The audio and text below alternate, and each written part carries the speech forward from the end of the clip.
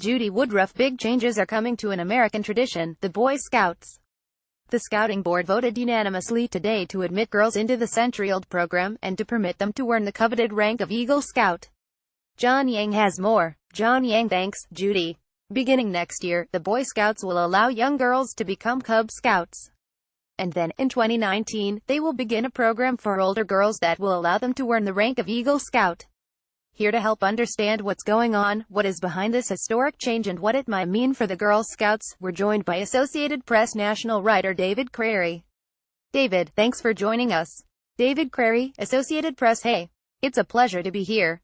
John Yang, first of all, let me ask you, why are the Boy Scouts doing this? David Crary, you know, they have been looking at their membership numbers now for quite a while.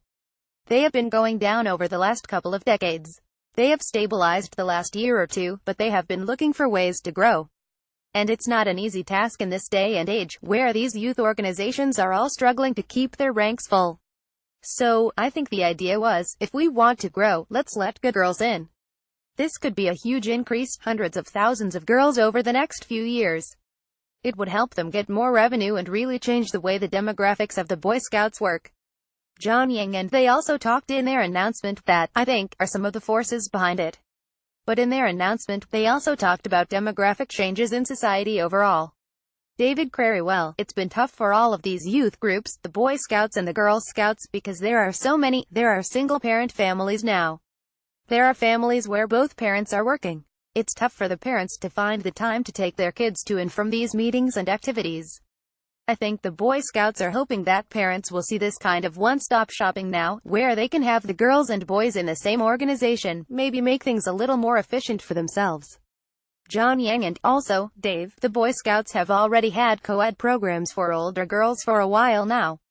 So, what's going to be the significance of this new program for older girls that they're going to start in 2019? David Crary, yes, it's pretty fascinating, because that one they are saying it's going to still be single-sex.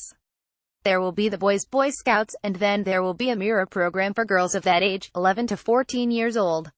It is going to be fascinating how much they interact with each other. They told me today still no co-ed camping. That is not on the cards. So it's almost like two parallel groups. And I think the odd person out, the odd entity out, is the Girl Scouts, who feel, I think, that their mission is being encroached on. John Yang, have they had anything to say today? The Girl Scouts. David Crary, as I came to the studio, I asked Girl Scouts for comment at midday, right when the story broke. 5 hours later, no comment.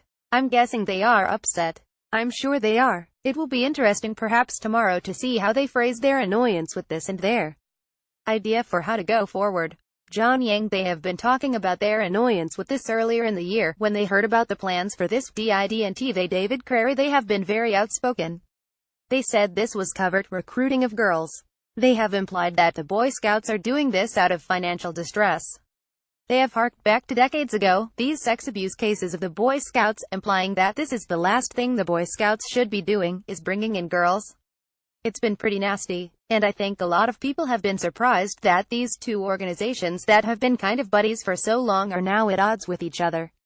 John Yang, and in the recent years, we have seen the Boy Scouts open up to first gay scout leaders, then gay scouts, and then transgender scouts.